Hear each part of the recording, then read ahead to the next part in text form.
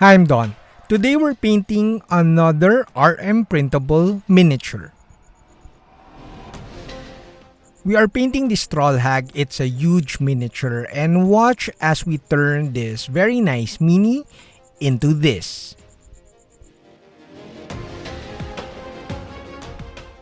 Hi, I'm Don. Welcome to my studio.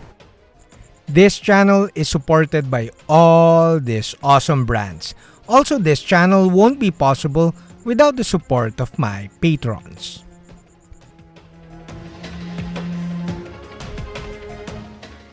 Today, we're starting the painting of this miniature with brown underpainting. Although I tend to call this sepia underpainting because after airbrushing, one of the things that I don't like with the airbrush is just it paints everything and it covers even the recesses that you don't want it to cover.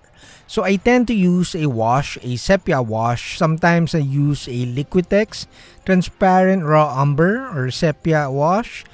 And sometimes I use, like in this video, I use the Zenithal sepia wash. Normally, I just paint the brown and then eventually lighter browns and then the sepia wash. However, with this one, I kinda painted a dark base color for the skin tone, which is scar tissue, which is very similar to Vallejo Nocturna reddish skin. And then now we're applying like the sepia wash to bring back all the recesses and details of this miniature.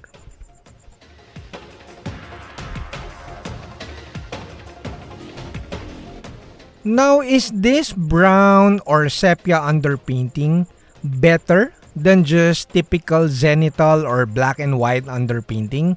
Well, basically this was painted Zenithal too in a way because I was painting the brown colors and the flesh tones from the top. So I'm simulating some sort of light source. So that's Zenithal. However, is this brown or sepia underpainting better than just black and white underpainting? I'm kinda starting to believe so. Well, most likely it depends on the miniature.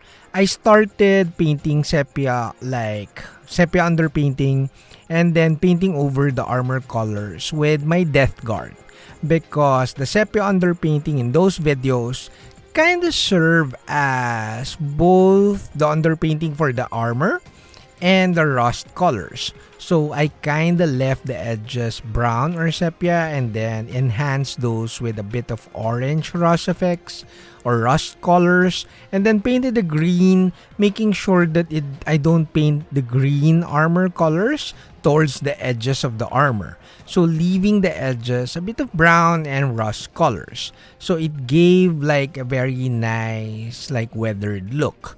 For this one and the other miniatures, I kinda like started to like paint, like do batch painting, or if I'm in a hurry, I kinda noticed that I use this sepia underpainting because it's kinda faster, especially if the miniature has lots of like leather parts or leather elements and lots of brown or wooden parts like this one. So if you're like rushing for a display quality painting in a way, but you want a quick, of course slop chop will do, but with this one it's just a matter of layering from the brown color. So it's a matter of just everything, most of the colors feels natural to have a shade as to have brown as their shade, their main shade color. Of course you can enhance, like you could see in this video I'm painting the highlights, but later I'm not sure if I showed it here in the YouTube version, but later I painted some purple shades to like bridge like the brown colors towards the skin tone. This gives a very natural transition and it gave a bit more color depth. But the point is, like painting most colors from the sepia underpainting feels and looks so natural. So painting the skin felt natural. It's very natural looking, and now we're painting the green. So again, it looks natural. No pun intended. It looks like soil, and then you have the green scales. Eventually, I kind of blended this green scales towards the skin so that it looks like scales and not vegetable or leaves. And it looks really nice over the brown underpainting. But the other colors, like for example, later we're painting like the wardrobe or the cloth parts, the loin cloth. I'm painting it magenta, and of course reds, magenta, even oranges, and even yellows. They can be really good to paint over the sepia or brown underpainting. So everything looks good over the sepia underpainting. And if you're lazy, not really lazy, but if you're in a hurry, that's a better word, you can leave the undersides dark brown or like dark sepia color, and it will look like a natural shade for most of the colors. Even the green scales here, you could see that the very like the darker edges or tips of the green.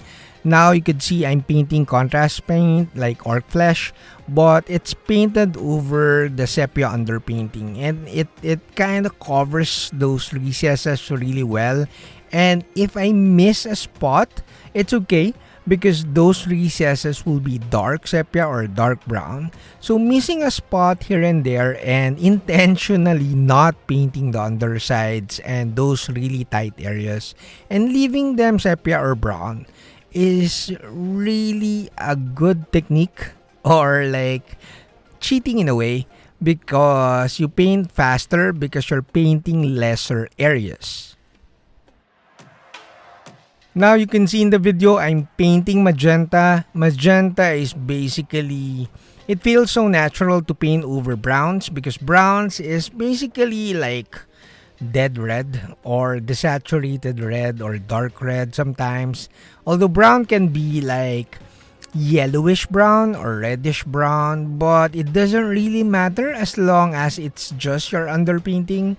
And towards the shade areas, you could add purple or dark reds anyways. So basically everything lays over the brown really well except blue. As you can see in the video, the blue color just ignores the brown or sepia underpainting because it covers really well and it doesn't really like have a purpose. So, but that's okay because that's just blue. Even green lays over the sepia underpainting really nicely. So I do think I'm just afraid to like say it and tell people that this is better than black and white underpainting because there's a bit of like adjusting to like how to paint over it, because it's a matter of leaving areas brown and enhancing those brown underside and shade areas with darker shades like eventually later in the video. Now it's time to thank my Patreons or my patrons again. Without them, there will be no YouTube channel. Also, a ton of thanks to RM Printable for sponsoring this video and this miniature.